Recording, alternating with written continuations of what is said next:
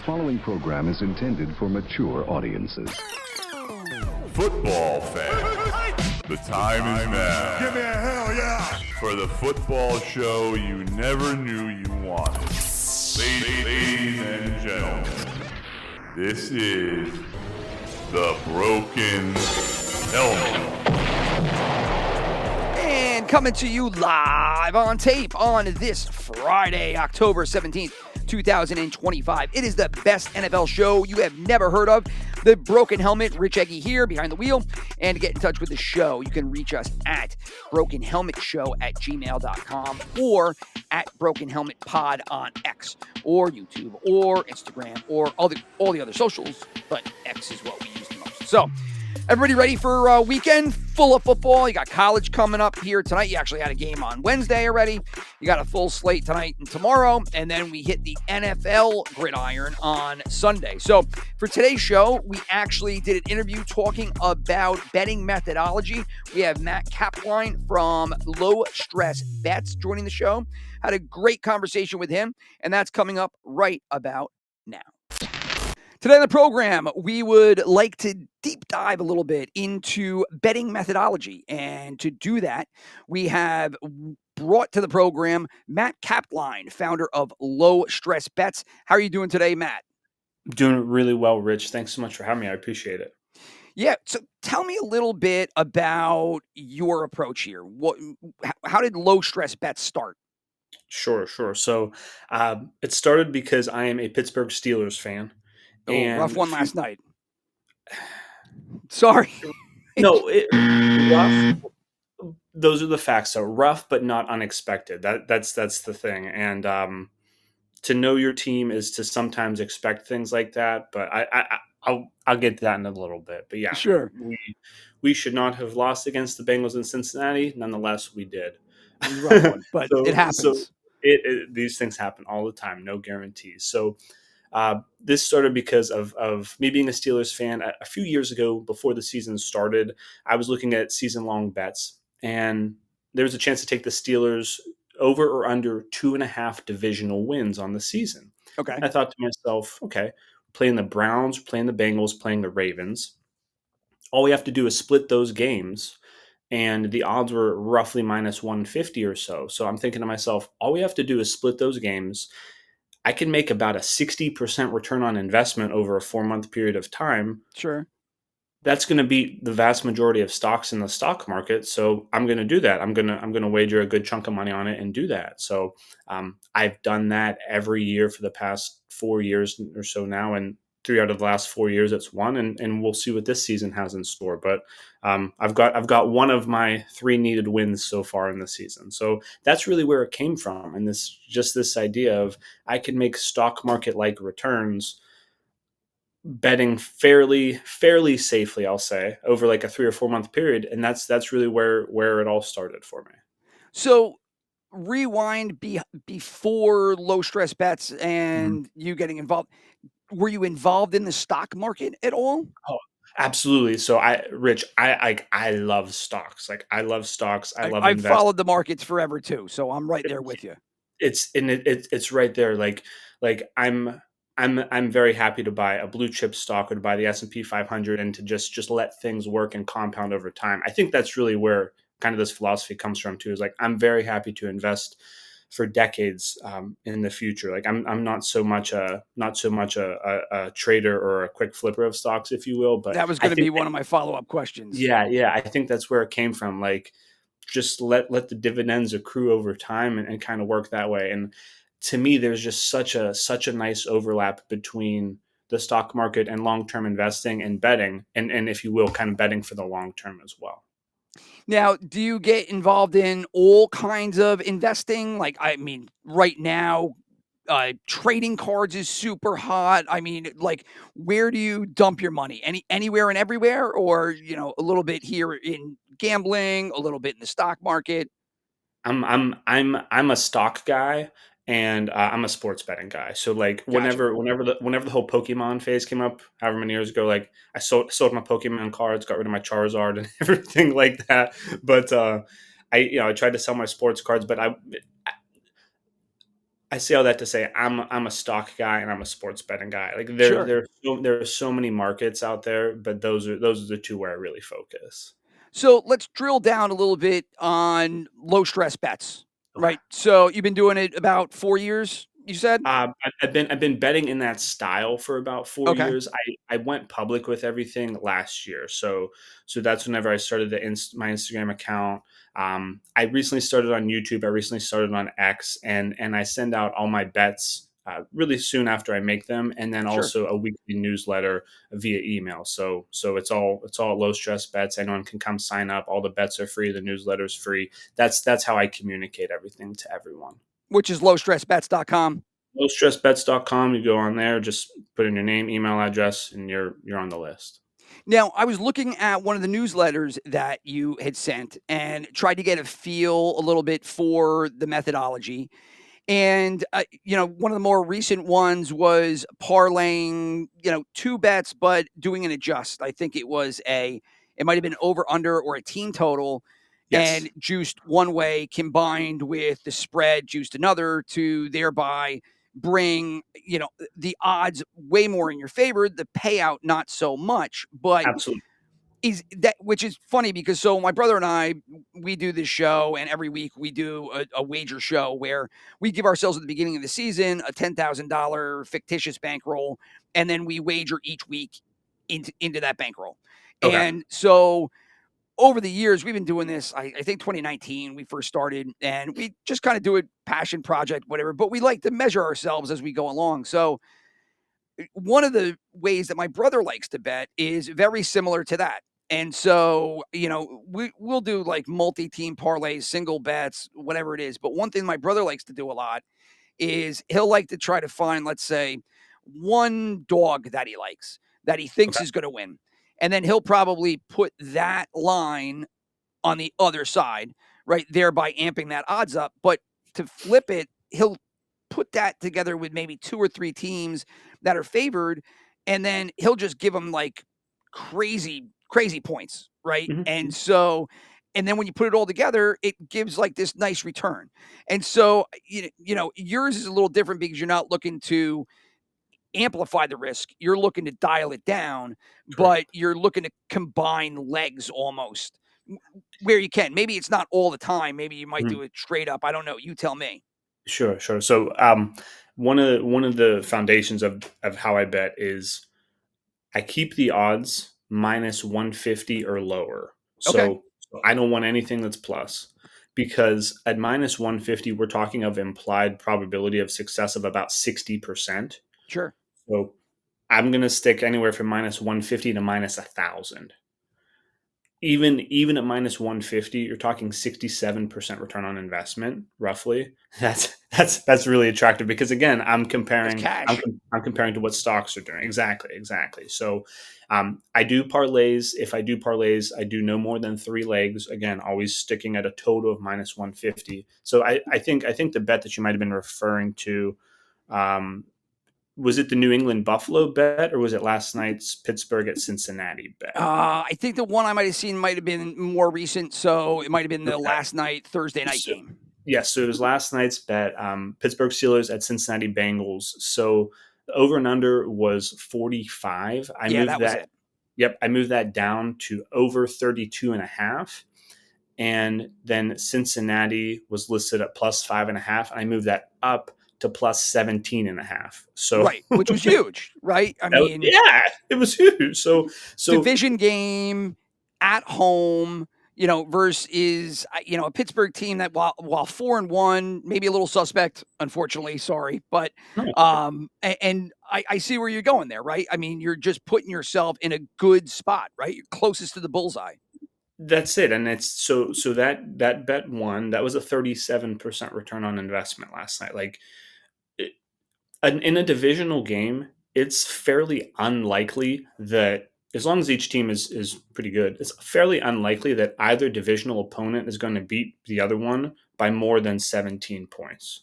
It's a lot of points. Yeah, exactly. Exactly. And that's the exact reaction that I like to have whenever I'm putting together these bets. Like I like to look at these bets and say, yeah, that there's a high likelihood that that's going to win.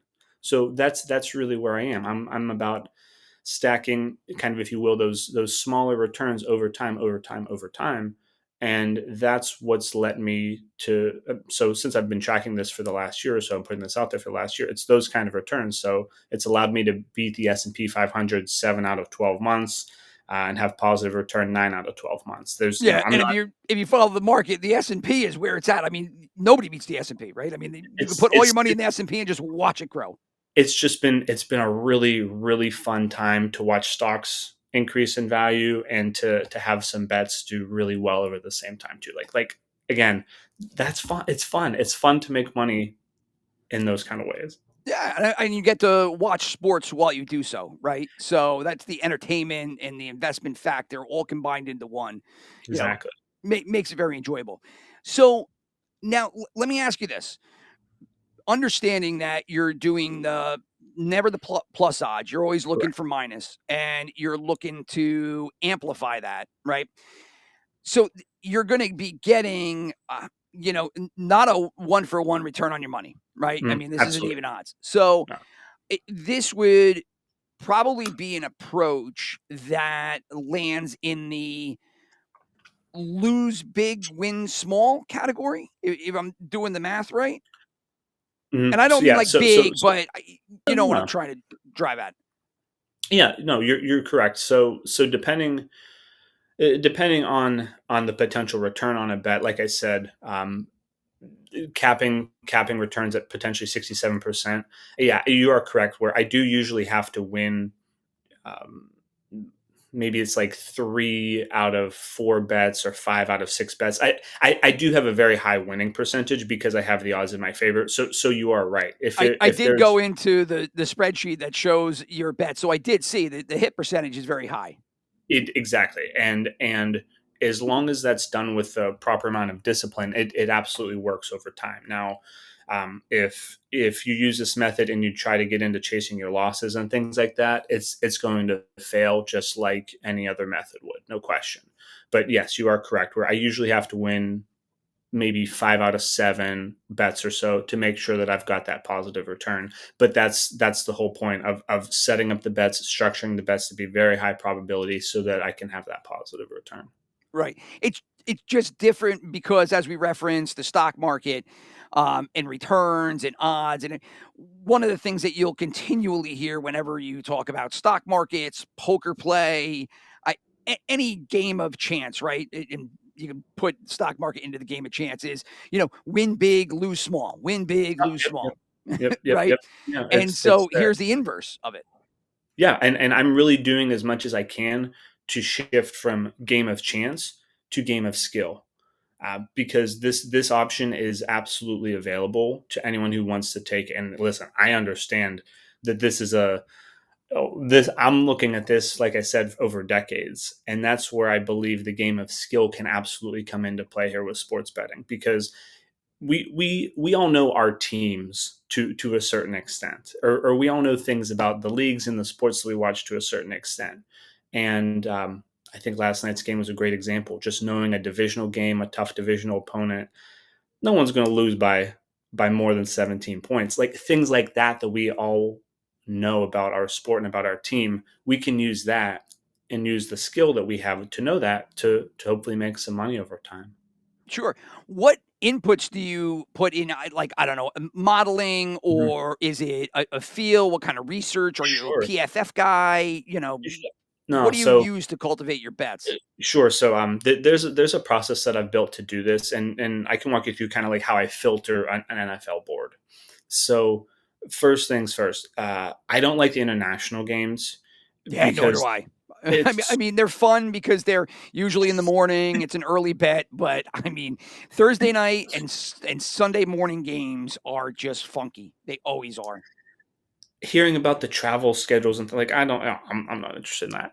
And then the other thing is that if there are two really suboptimal teams, I'm talking like a 1-4 going against an 0-5, or teams that we don't really know what they're about yet. I'm not really interested in touching those. Okay, so if you will, that already filters out a decent bit of the board. From there, I This year, like to do especially. it's yeah, and it's like whether you think of a team like Baltimore that just has unfortunately been really injured or things like that, Crazy that season. you know that a team like that will probably find where it should be, but obviously they just haven't even had a chance to. And until they have that chance to, I'm not interested in trying to discover that when it'll happen. So from there, I just go and I look at obvious things. If let's say if a Kansas City or a Buffalo is playing a team and let's say they're a 10.5 point favorite, I'll go and I'll look at that game and say, okay, what am I seeing about the depth charts that's making sense? Is a defense really hurt, or is someone missing two of their wide receivers, things like that? So once I filter the board, I go in and I look at depth charts.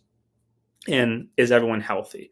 I also bet really close to game time because I want to know, hey, is that wide receiver, is that offensive lineman, is that defensive lineman, whatever, are they healthy? Are they playing? That factored in. That's what are your thoughts on the bet early to get the best of the line? It makes a lot of sense to me why people do that. I'm not arguing that one bit. I think if you can get that extra point in either direction, it absolutely makes a difference. I just prefer to have the knowledge of the depth chart. Sure. That's where I am. I like more information as well. I do, like you said, understand getting the best of the line. Who doesn't want the best of the line, right? If you can, if especially with some movement, I mean, lines can move by 1, 2.5 points, things like that. It absolutely makes a difference. Absolutely does. I just prefer a little bit more info. Yeah, you end So up getting to the game and wide receiver 1 is out, or lineman X is out, and all of a sudden it's I don't feel so confident about what I just did. I don't want to not feel confident. Right. More information is better. Yeah, I want to feel comfortable. So after looking at depth charts, I'll look at team stats, like how are offenses stacking up, how are the defenses stacking up to each other. So for example, last night's game was a great example of the stats wouldn't even take you in the right direction. Cincinnati had a very low quality running game prior to last night's Prior to game last against night. the Steelers. Yeah, exactly. Fantasy owners of Chase Brown who had him on their bench were firing off text to all their friends. I can't believe it. I did it again. Stupid. Yeah. Listen, it's an easy way to look good. But so I try to use stats like that to say, okay, does an offense have an edge versus the defense, or does a defense have an edge versus an offense? Things like that. And then I go into weather. What's the weather going to be like? There was a game a few years ago in New England where the winds were like 40 miles an hour, and coming up this weekend too. Have you seen the Miami Cleveland game? Oh, is that right? Yeah, they said there's crazy winds coming in. They're 30 to 50 mile an hour gusts, the whole nine. Okay, so in a game like that, then if you know that, I haven't looked at the line, I haven't looked at the game, but if I'm going through all these steps and I get to that point, I might say to myself, wow, let me move an under really far up. So for example, let's say the over and under were to be, I don't know, 43.5. I think currently it is for the Browns Dolphins it's at 40.5 right now. But I would imagine that might come down a point or two if these wins do actually come to fruition. Okay, and that's great. So if there's line movement like that where the line's moving down, I'm going to move the line up and then take the under. Sure, because that's going to do, to your point, you'll get a higher chance of hitting at the sacrifice of some odds. Exactly. And that's where I live. And that also comes into another great part of the process where I like to look at the line movement prior to the game. So where did it open and where is it closing? And it's now 36.5, that game on Sunday. Browns Dolphins. Yeah. Okay. So that's come down to a full 4 points. Wow. Okay. Yeah. So yeah, that's a really nice example of what's the line telling you. If it's moving down, I like to move the line up and take an under. If the line's moving up, I like to move the line down and take an over. Things like that. And again, these are things that are available to everyone on any app that we're doing. Do you follow any kind of trends? Are you a home dog guy, or anything intra-division? Dogs favorites. Do you look at any of that, or are you just looking kind of quality of the teams, game, situations, weather, the rest of it? I some of the trends I look at are how did they perform in their last game, and also coming off buys. So I think it's very difficult for a team to perform exceptionally well 2 weeks in a row. Also, very tough for a team to perform exceptionally poorly 2 weeks in a row. So you might think of a team this year like the Buffalo Bills. They're not necessarily the team that everyone thought they were going to be. Are they going to start off the year 5-0, all that sort of thing? Okay, fine. They're coming into a bye. As long as they're healthy and whatnot, a team like that, you can think to that yourself coming off the bye, okay, they're highly likely to be coming out on all cylinders. So maybe that's something to consider. It's things like that I look at too. And then also divisional games. So like I said earlier, again, if each team is a competent team, you can feel pretty comfortable that you can move the points in each direction and feel pretty good. So like Steelers Ravens, again, being a Steelers fan, that game is so often decided by a touchdown or less. It's a field goal that happened. It's a fumble or Yeah, it's a interception. grinder. They're smashing heads, and it's always in the dirt. Absolutely, absolutely. And so I can get a game like that. Like last year, I was able to take the Steelers plus 21.5. Oh, and jeez. and yeah, exactly. Bank. Exactly. And Print. that's the whole goal. And then I was able to do that with a couple of other similar divisional games that same week. And you're almost sitting there saying, yeah, this is pretty good. There's a high likelihood this is going to happen. And you feel very comfortable watching the game. And that's the other thing. Like I don't want to be squirming on my couch as I'm watching the game saying, oh, I need this to happen. I need that to happen. Right. It's low stress. It's in the name. You got it, my man. You got it, Rich. I like to sit there and just enjoy the game. Now, do you have any kind of favorite bets? I was looking through the the Excel chart, and I saw that you have a couple of different kinds. Some that I wouldn't even thought of. I think there was at one point you did a all teams to score, no teams to get shut out. Mm-hmm. Do you bounce back and forth from different bets, or are there your handful of favorites in the playbook? Sure. Yeah. So the bet that you're talking about is that on Sunday and Monday that no team will be shut out. That is the cornerstone of my NFL betting philosophy. That's like the S&P 500 mutual fund that you bet that and you don't think about it. So that bet yields 15 to 25% return on investment or so. And that's just a nice way to stack wins. So last season, the bet that no team would be shut out, that won 16 out of 18 weeks. One of the weeks that it didn't was week 18. The Chiefs were sitting all their starters, that sort of thing. And then this year, end of the season, yeah, exactly.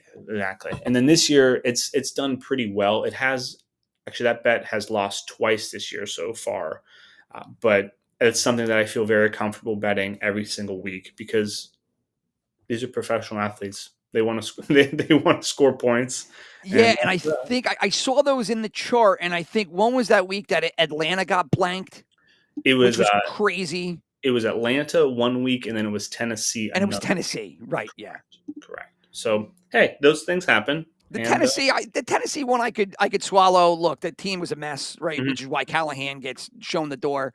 So him and his dad hightail it out of there. The Atlanta one, if you had asked me, would Atlanta get shut out this year? Even Penix's second year, and granted, I don't know where yet he is on the quarterback tier, but I wouldn't have thought with that offense that they would have, right? I mean, Bijan is enough to move the ball. It's good enough for 3 points. You would think so too, and that's where I was too. But hey, losses happen. Yeah, it happens, right? That's all. Do you throttle units based on your feel, or are you a disciplined? I do the same volume of units per my bet type. Yes, units do change. So the minimum bet is $100, and I stick with that for the longer bets on the season. So this year I did 2 season long bets. I did the Steelers to win over 2.5 divisional games, and then also the Steelers to win 7 or more games. Because those are going on for 4 months or so, I did bet larger dollars on those. Just want to make more of that. It's your season long bets, right? Exactly. It's your long-term portfolio. Precisely. And then other than that, some of the bet volume does change. It's not so much, there's a sense of feel that goes into it, but It also just depends on what I'm seeing through my process as well. So for golf, so I also bet golf. I also bet hockey. I bet NBA as well. But really, golf and football are my main two. And yes, unit size does change as well because again, if you've got really good odds, you try to take advantage of that. Charlie Munger, one of my favorite quotes: "When the odds are in your favor, bet heavily." And so I try to That's it, take right? advantage of that. Win big. You got to read, take advantage of the edge, etc. Yeah. Now, Charlie Munger, that name is from where? Is that a stock? Because I saw it in the Mhm. newsletter and I didn't register. I Sure. probably should have Googled it, but I'll just ask you No, here on the fly. no problem at all. So Berkshire Hathaway, Warren Buffett, Oh, ka-ching. precisely the best investor of our lifetimes of all time. His right hand man is Charlie Munger, Okay. and That's where I've heard the name. Didn't just knew it registered somewhere, but no, yeah, absolutely, continue. and I've just again, that's really where this philosophy comes from. I'm a student of the two of them, and Jack Bogle from the Vanguard Group. Again, just very long term, very value oriented, and compound over time. And I just try to take any lessons from highly successful people such as them and apply them anywhere I can. And that's where the sports betting philosophy comes in. When the odds are in your favor, bet heavily. I'm with you. Did you have any kind of professional experience in the markets or investing or financial or anything like that? I'm just a guy who likes stocks, who likes reading about them, who likes following the market. No, I am not a professional, so I probably have to disclaim that. I'm The not a professional. This is not investing advice. right past All those past sorts of performance things. is not indicative of future results, That's it. That's it. right? Well, That's it. I as a stock person myself, and watching the markets, and I do see a lot of these similarities. Do you also take your gambling portfolio and split it up into like spec plays versus your everyday, grinder Mm. guaranteed cash It, expectations? Sure. So there's absolutely a place to do that. Like again, thinking of it like a stock portfolio, I like to keep low stress bets as the vast majority of how I use my sports betting.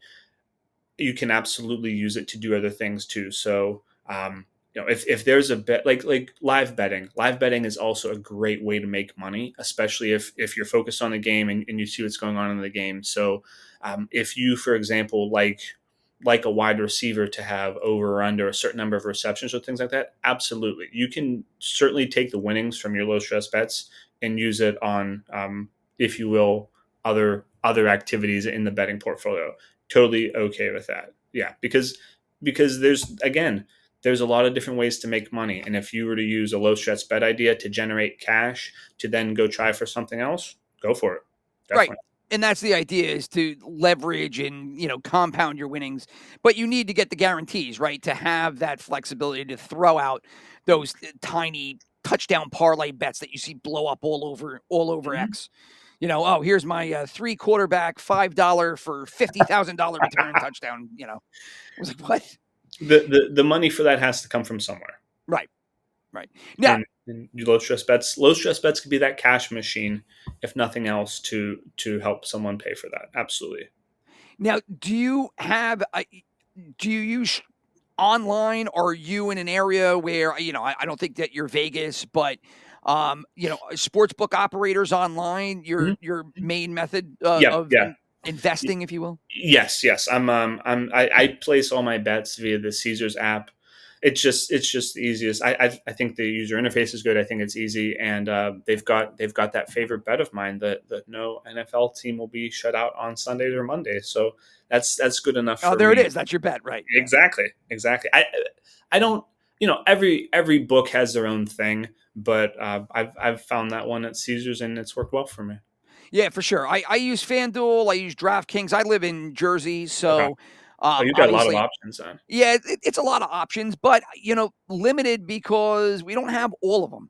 Okay. And so my next question to you is like, do you right now, one of the super hot things that you see all over the internet is Arb betting, which it, I think it's great.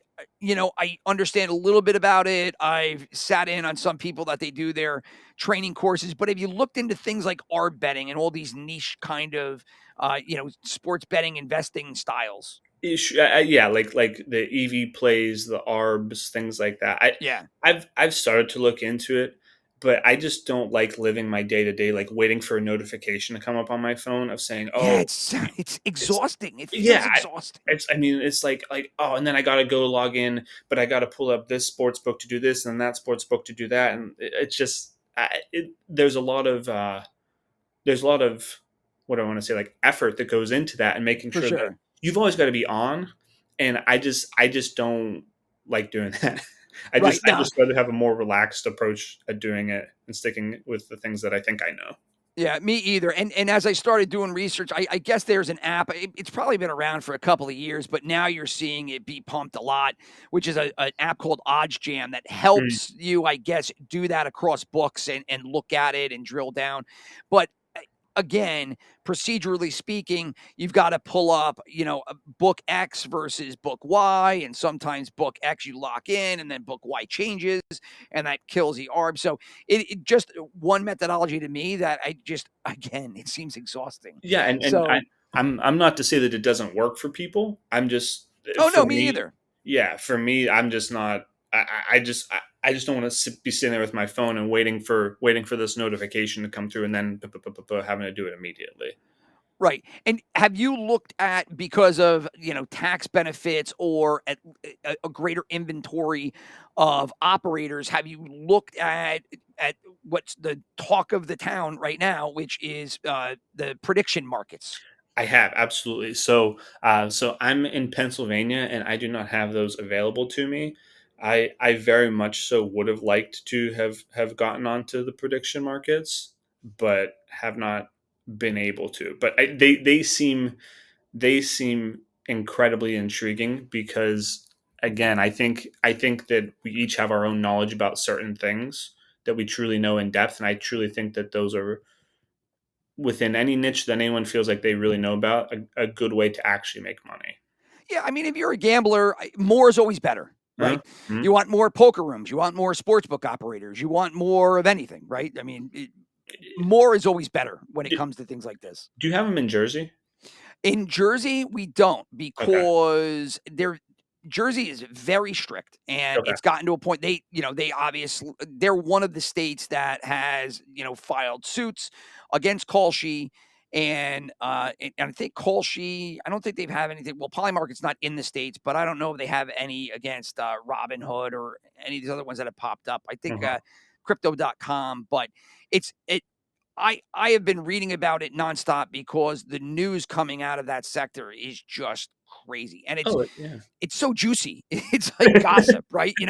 I mean, you got Don Jr. on Kalshi's board, and then all of a sudden, the big beautiful bill puts uh, this tax part on top of it in the Senate overnight. I mean, it played out like a movie. It's just fascinating to me.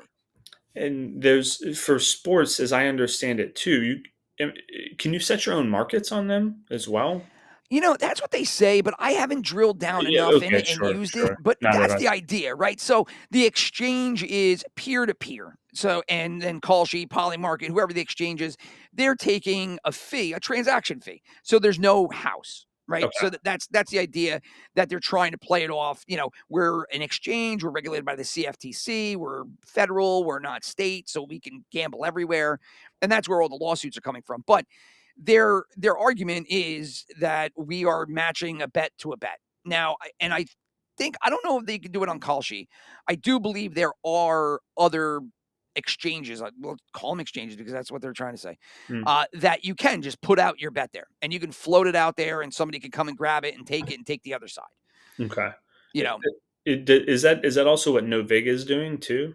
No, I believe Novig is one of those exchanges. Okay. So because I've seen them pop up again because I live in Jersey and don't have the access to these exchanges, I haven't been able to Yeah. kind of venture into them and see what you can do. On paper, it sounds really intriguing.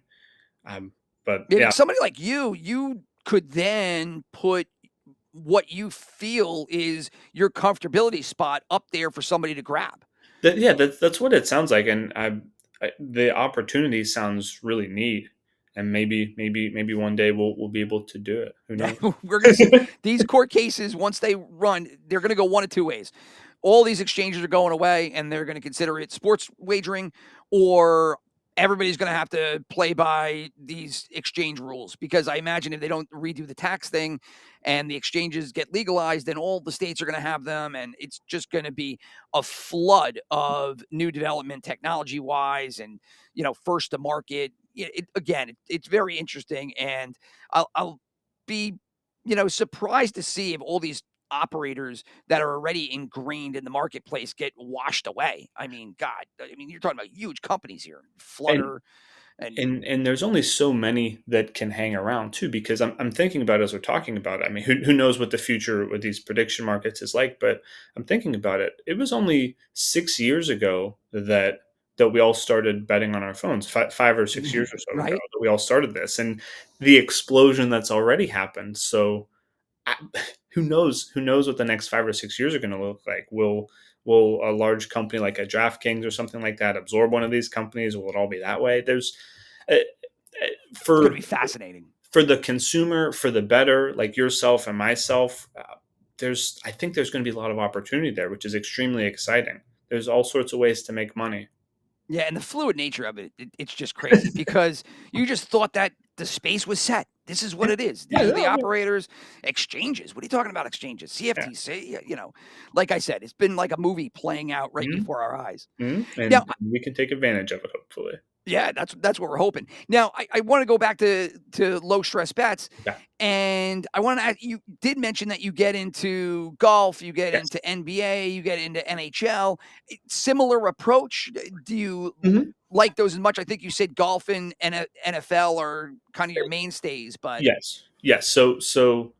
Just from a numbers standpoint, the NFL and the PGA are my two best sports. So last NFL season, I had a little bit over 15% return on investment over the NFL season, and then during this year's golf season, I had a little bit over 14% return on investment. So each of those nicely outpaces the S&P 500.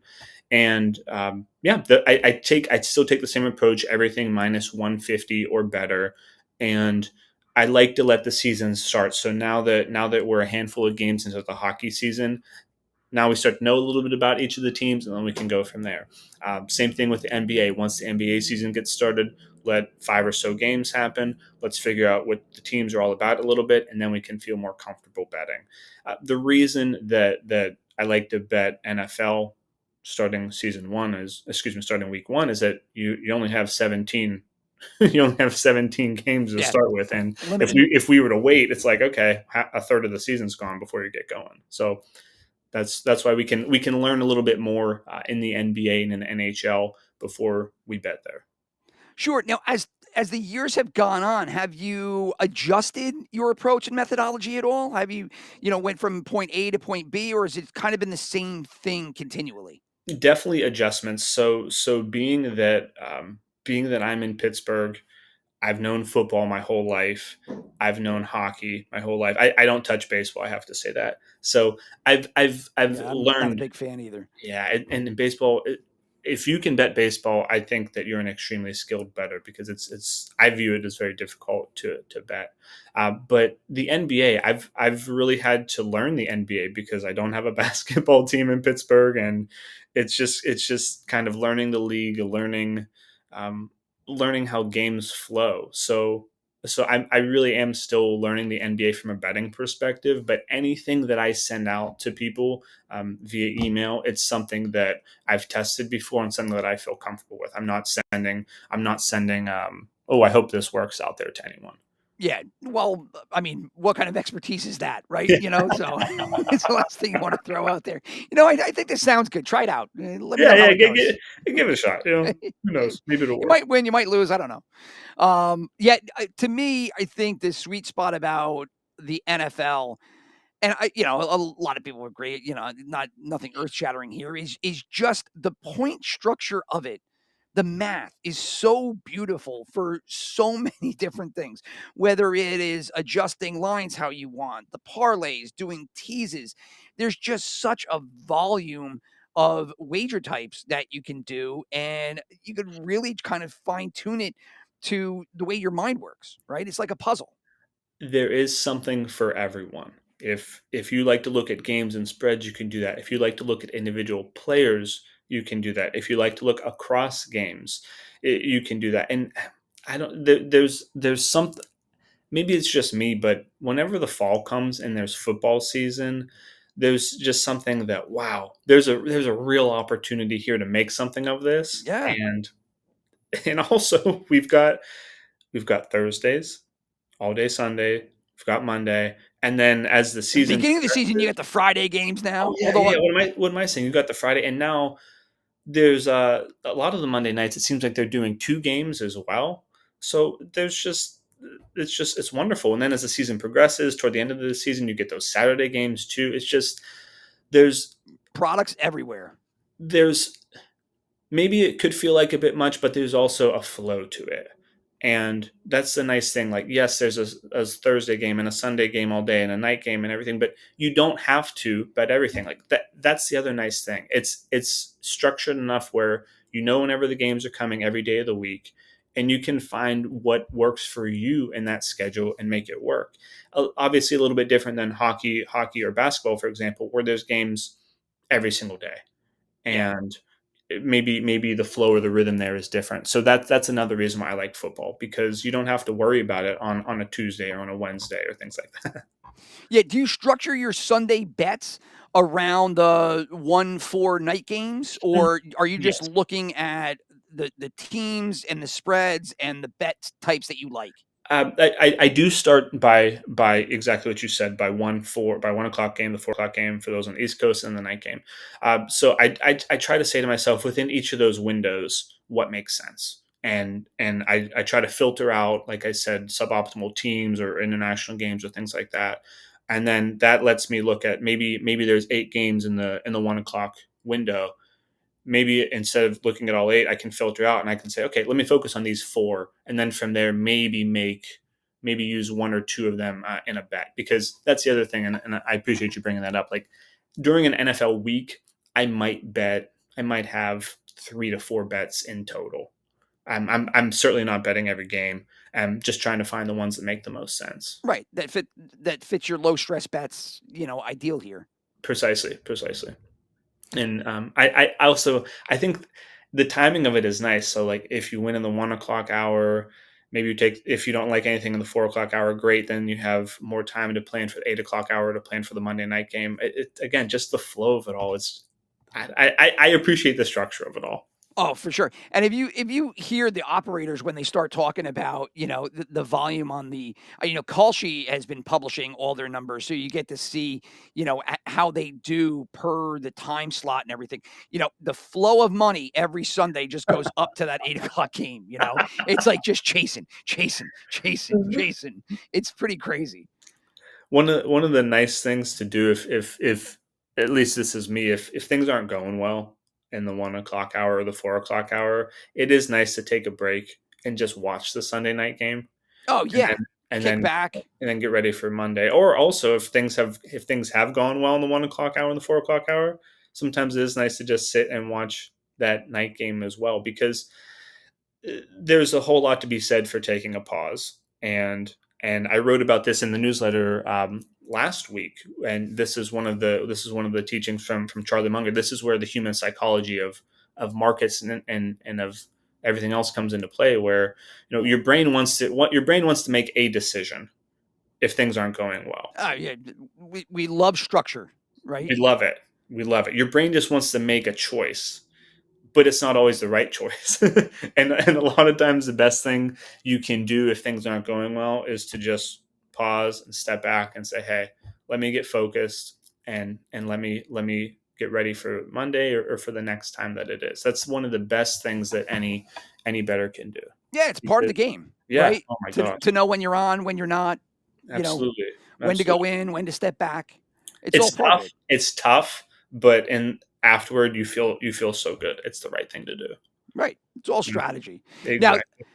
Now, before I know we've been running a little long. I don't know how long I have it, but before we punch out, I did want to talk a little bit because you said at the beginning of the show that you were a Steelers fan. Yes, So you took an L last night. correct. The Cincinnati won last second with a field goal. What was the final? 33-31? Somewhere Yes, around there. that would have been 33-31, yes. 33-31, right? Which was pretty crazy. I couldn't believe at the end of the game that Higgins ended up sliding when he could have just went in for the touchdown. I thought that there was a chance that was going to bite him because when he didn't go down, I was like, just take the 7. Like, what? Why wouldn't you take the 7? What are you afraid of there? I was like, you know what? Something's going to go wrong here. They're going to miss the field goal, or Rodgers is going to get a chance to come back. Like, I was scratching my head. But you take that L last night. What are your thoughts so far on the season, and what are you looking at, long term here for the Steelers in 2025? Sure. So from the Steelers' perspective, they're roughly where I thought they would be. There were obviously question marks coming into the season with a new quarterback, with really only one clear-cut wide receiver number one, and really some question marks. I'm sorry, that wide receiver one being DK Metcalf. Yeah, DK. Really, yeah, really question marks as to who the true number two behind him is. And were then you a fan of the Pickens trade? Enough of it. Yeah, I mean, it could, because I think I could see where we were trying to go with the offense.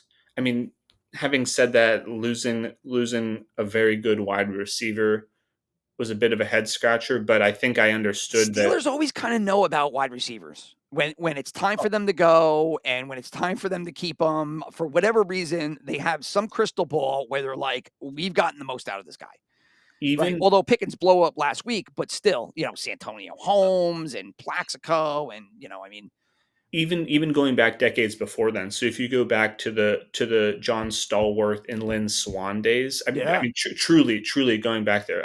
There's a good story about a former Steelers scout who just had exceptional connections with all of the smaller schools. I'm going back 50 or so years or so. Yeah, you're dropping Swan and Stallworth for sure. But Lambert, all the rest of them. I think something about that has just always stayed with the culture of being able to identify wide receivers. And it's played out really well for us. So in terms of the season, having these major tight ends, I mean, Darnell Washington, Jonnu Smith, Pat Huge Fryer, dude. It's just having to understand that, okay, we're going to figure out a way to utilize them in a way that might not look conventional. Okay, I can buy into that, and certainly Aaron Rodgers is doing a very good job, which no real question marks there. Were you a fan of that move? It was one of those things again where I didn't know how it was going to play out, but seeing Aaron Rodgers and seeing Mason Rudolph, who I view as an extremely competent backup, even potential to start, I'm A-okay with that as a quarterback room. So I'm A-okay with that as number one and number two quarterback. So especially versus last year, dealing with Russ and Fields and that smorgasbord of a QB room. The benefit of hindsight is always nice. And really the defense. So the Steelers defense, I think we're the highest paid defense in the league, if I'm not mistaken. Yeah, well, Watt's a big brick there. That's a big anchor on that cap. Certainly. And it's one of the things where a game like last night is just it seems just like so out of left field, where on paper, again, statistically, Cincinnati did not have a good running game, where we should have been able to bottle that up more. But if you heard Mike Tomlin and the way that he praised Joe Flacco this week and also in prior years, yeah, just popping shots off at the Browns. It wasn't a shock that Cincinnati played as well as they did. But having said that, for the rest of the season, I still feel confident that the Steelers, listen, at bare minimum, you got to figure the Steelers will be like 9-8. Maybe they're able to squeak out another couple, but yeah, hey, good wins happen, bad losses happen sometimes, and that's how it goes. We'll see. Yeah, I was shocked because I was watching, what's the ESPN show in the morning? I barely watch ESPN, but I happen to have it on today. Get Up. And they had posted the odd. Now, this was crazy to me. I think Pittsburgh at 4-2 is plus 110 for the division. Okay. And I think the graphic was the Ravens at 1-5 are plus like 150 or 180, which to me is, I mean, you're talking about 1-5.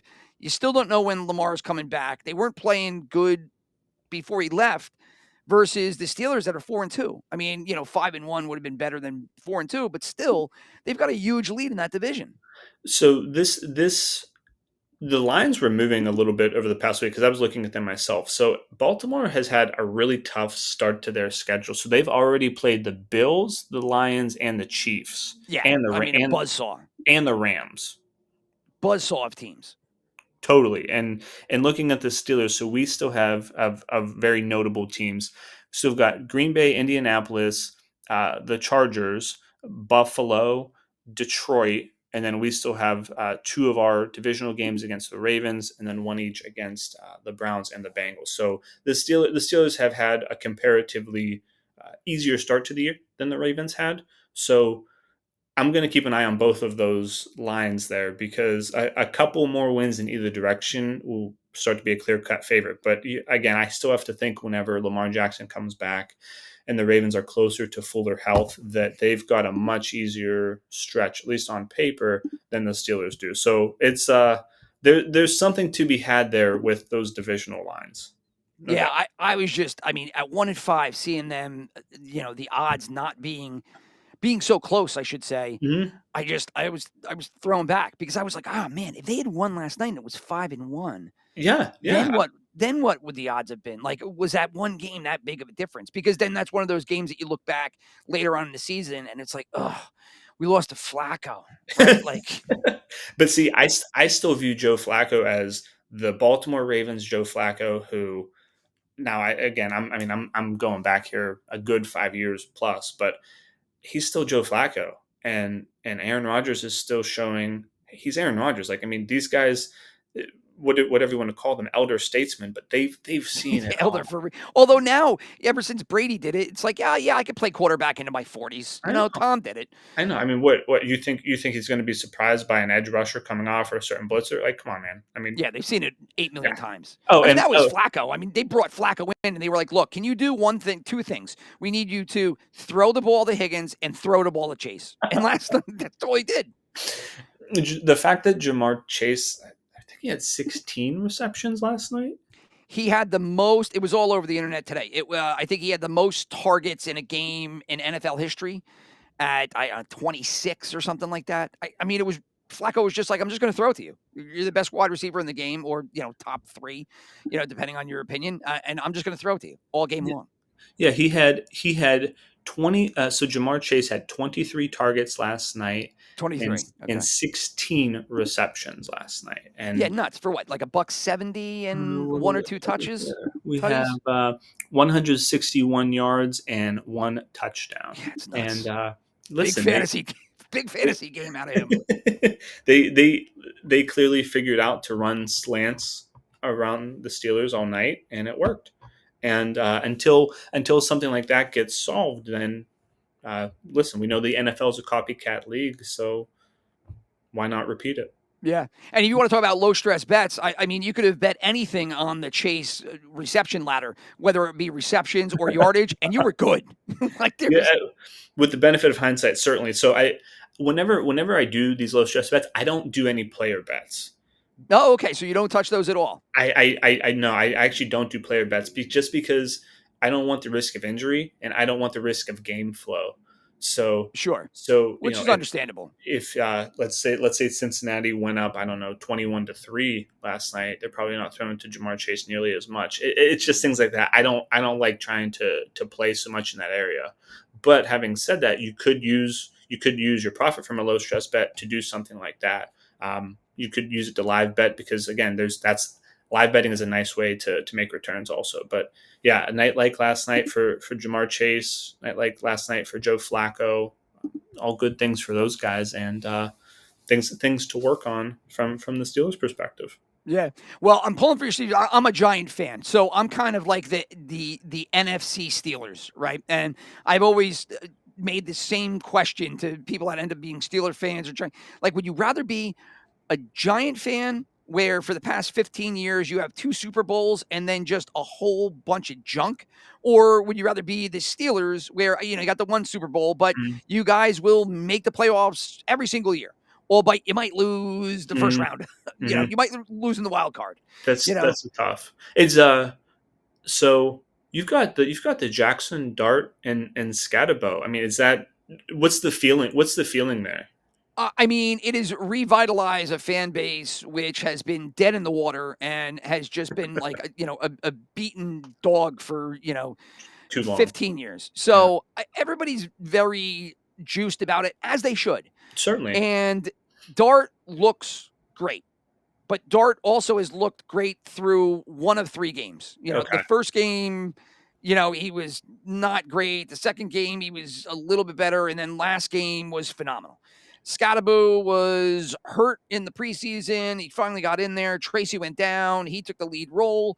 And, he had a monster week 5, or week 6, even though week 5, the week before, which was the Saints game, he ended up fumbling, and that was returned for a touchdown, and that basically cost the game. So, the fan base is very juiced, but my excitement is, like moderated. I don't want to go nuts, right? Okay. Because you don't know what you're going to get out of any of these guys. I need to see a season from Dart. I need to know what's going on with the head coach. I need to know what's going on with the GM. So there's good things. It's things to be excited about, but long-term hopes. Like, look, my thought every year is this team going to win the Super Bowl? This team? No, it's not going to happen. Sure, right? sure. So maybe we can have some fun along the way, and I'll take that, right? Yeah, well, because you're bringing up all the right things. I think that we don't know. We need more long-term proof. And really, I think this weekend's game, Giants at Denver, that's going to be pretty telling. Yeah, I'm excited to see the game because I think last year when Bo Nix was in the draft, I kind of was thinking, you know what, if he slid enough and the Giants wanted to jump up and grab Bo Nix, I'd probably take Bo Nix. Okay. And then I watched him play and I was like, oh, yeah, no, he's good. And then I saw him play a little more and I'm like, no, he's bad. And then I was like, oh, no, he's good. He's bad. He's good. He's bad. And he had that like Flacco-esque kind of feel to him. Okay. So, and I don't know how to evaluate him. But anyway, so now we get to go in there with Dart. So it's like, well, we didn't get Nix, but we've got Dart. And I think they could be had because, Bo Nix will either be on or he's off. And I think he is, of all of the teams that have solid construction right now, I would think that the Broncos are one of those teams. Of those teams, I think there's no team that's going to fluctuate more because of their quarterback than the Broncos. And if Dart goes in there, has a game, and Nix just kind of fumbles around like he is known to do from time to time, I think the Giants have a chance. And they got to win. That's huge. Yeah, I totally agree. If they get a win, that's huge against what is on paper a pretty good Broncos defense too. Yes, so that's going to be difficult. That's the thing. Be a really important test, I think. That's the litmus test for Dart here, and this offense is going to be: can you do it on the road at Mile High against the Broncos? Yes, a solid defense. And if he does that, then that's a big vote of confidence, at least in my book. Yes. But if they get blown out, I also won't throw it away. That's what I think. If they get blown out, the fans are going to be like, "Oh, we were wrong. He stinks." It's just everything's so polar nowadays that I imagine if they lose, then that's what you're going to hear. If they win, it's going to be like, we could go to the Super Bowl this year with Dart. It's like, I don't know. We're going to find out. That's why they play the game. For everything we're talking about, the game still has to be played. Yeah. And I do kind of like the -7. -7 for that team. Yeah, sure. Dart could get blown out of the water. They could crush them and the defense could go. But, going into it, I just think 7 is a lot of points. A lot of points for a team that, their offense can be functional, really, depending on Dart. So you have any plays for this week 7, that is? You're looking at anything right out of the gate? So I started to look at this exact game a little bit. I still need to see depth charts. I still need to see weather. So the thing I was thinking about doing was, again, I'm not saying this for sure, but I was looking at moving the line pretty heavily in either direction on this. So if you're saying that your Giants are a 7-point underdog, that's what you're saying? Yeah. There's Okay. 7 dogs right now. I think it's not going to move. It moves maybe a half point one way Okay. or the other. It So was 7 when I wrote it down, and just a quick check here. It is currently 7, still okay. 7, over under 40.5. Okay. So something like that, I might look if I go through the rest of my process, stats, depth charts, weather, etc., and I feel okay with it. I'd like to move a line on something like that from +7 to probably like plus 17.5. I mean, again, getting one of those Yeah, it's a huge line. huge Yeah. point spreads is saying, because I want to have that kind of margin of safety of saying, hey, rookie quarterback, rookie running back on the road, tough defense, or I might look at the other side and say, if the Broncos are there, maybe I move them to +3.5 or plus something small like that too, just to give a cushion, saying, yeah, maybe the Giants do win, but keep it under a certain point amount and still win. Yeah. Well, I love it. Matt, tell everybody where they can find you and how they can sign up for the newsletter. Sure. So on social media, we've got YouTube, Instagram, or X. The handle is Low Stress Bets everywhere. You can go to lowstressbets.com, just put in your name, email, click the sign up button. You'll get another email just to confirm. Click that button, and you'll be added to all my sports betting emails and newsletter Sunday morning that comes out. Intersection of investing and sports betting. All right, fantastic, Matt. Thank you a lot. It's been a blast. We'll have to revisit later on and see how things are going along. I appreciate it a whole lot, Rich. Thank you for having me, and let's have a profitable week ahead, everyone. Yeah, let's cash those bets, right? Let's do it. Thank you. All right, take care. Bye-bye. Okay, so thank you to Matt Captline from Low Stress Bets for joining the program. Had a really great conversation. It was super interesting to hear about a completely unique and new way of wagering, one that me and my brother don't really do. So thank you again. If you want to sign up for Matt's newsletter, lowstressbets.com. And as for us, the Broken Helmet, we are going to try to get our Let's Bet show off here in the next couple of days. I'm trying to hook up a time with my brother. If that can't work, then I'll probably end up grabbing his picks and I'll do it solo. And also this weekend, I think I'm going to be having Jeremy Marks Peltz, who I worked with at $7.90 the ticket. We went to the U together. Now he's at ESPN West Palm Beach. Hoping he can join the program. We got a lot of stuff, good stuff coming up. Tune in.